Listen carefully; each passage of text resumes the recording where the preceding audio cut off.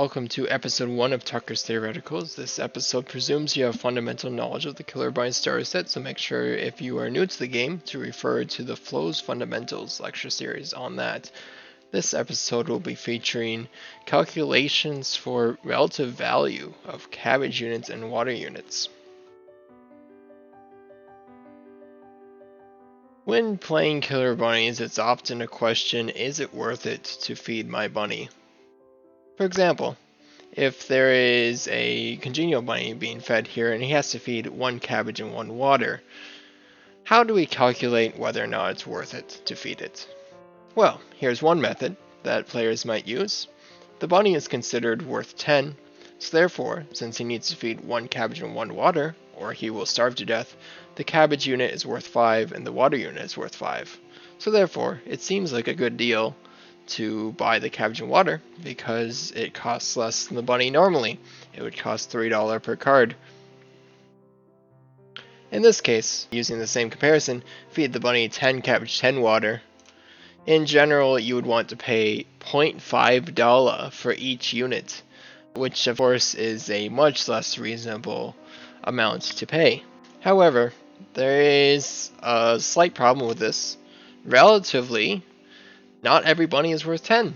So when we're talking about relative value, we can't just simply say the bunny is worth 10, therefore the cabbage is worth 5.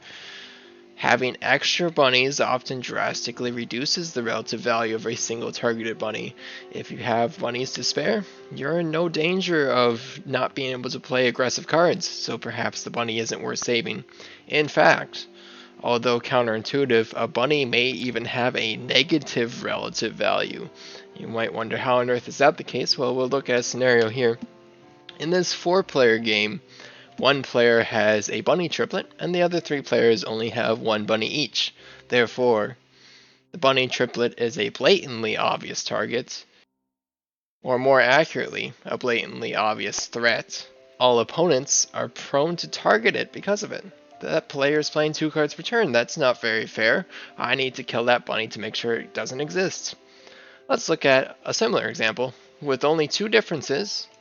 Instead of a bunny triplet, a player has 2 bunnies of different color and different type.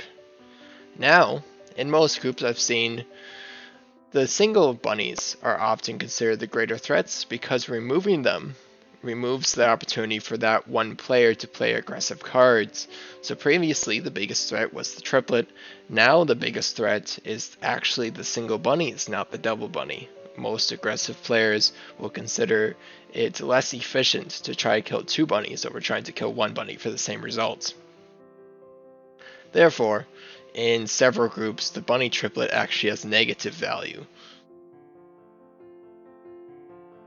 Of course, a bunny having negative value is highly group dependent. The situation I just described is what's common in the groups that I play in. Perhaps the situation will look very different in the groups that you play in, so you must be familiar with how your opponents will react. This is actually one of the foundations of the passive strategy attrition, where you purposefully attack your own bunnies and forcefully give your bunnies away when playing them.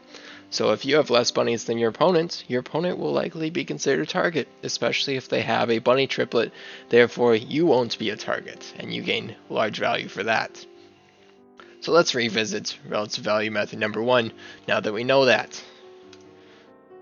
If we do not know what the bunny is worth, how can we calculate how much the cabbage and water is worth? The answer is, it's very difficult to do so. Since relative value is group dependent, anything measured in relative value is worth exactly as much as the player can convince the opponent it is worth. Therefore, we do not know what it is worth, but perhaps we can convince our opponents that it's worth something. Let's look at a second method of relative value.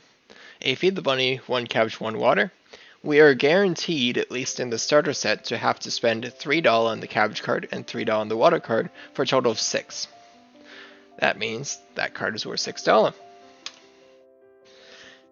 With the Gorge the Bunny, we don't know how many cabbage or water cards we'll need to buy.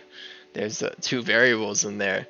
So, how many cabbage and water cards can you convince your opponents that they'll need to buy? And will they try to go for it, or will they consider the bunny dead and let it starve? These are very difficult questions to answer. which makes very complicated strategies available. Perfect for this type of lecture. Let's consider one other method. It's usually considered the most objective method, actually. A cabbage card costs 3, normally. On average, how many cabbage units will I gain from buying one card? That is a very good question that we will calculate soon. With this average, how much is one cabbage unit worth?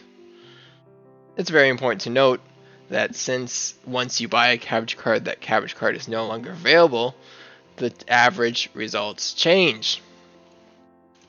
So let's look at, this is the entire supply of cabbage cards in the starter set. So, naturally, I wrote a simulation to handle this. Ignore for a moment the toggle for forever cabbage, and ignore the defense, the radish, and all of that. We're just going to cover the cabbage right now with this simulation. So, starting out, we have all of the cabbage available. That's the remaining supply entry right there. And the slider that you see represents a low price market, a regular price market, and a high price market. So notice, as the market decreases its price, so a cabbage card would cost 2, the cabbage units in play are worth less. At the very starting point, with the normal prices of the market and the full supply, a cabbage unit is worth about 1. Well done, Jeff, on balancing that. Now let's look at the same 3 cases, but this time somebody purchased the 10 cabbage units. As soon as that 10 cabbage unit is purchased, or randomly drawn I should say, the value of cabbage units goes up. So notice in the middle case, the value went up to $1.4 per cabbage unit.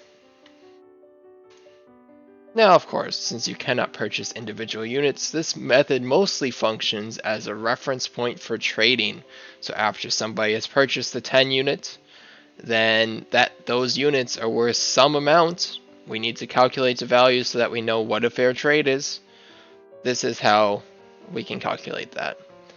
However, this method does have one interesting downside. If the market is closed, cabbage and water units have infinite value. So keep that in mind while trading. If the market is closed, your opponents will be more desperate to trade for them. This has been the first episode of Tucker's Theoreticals, going over how we calculate the value of single cabbage or water units. And as always, Jeff bless.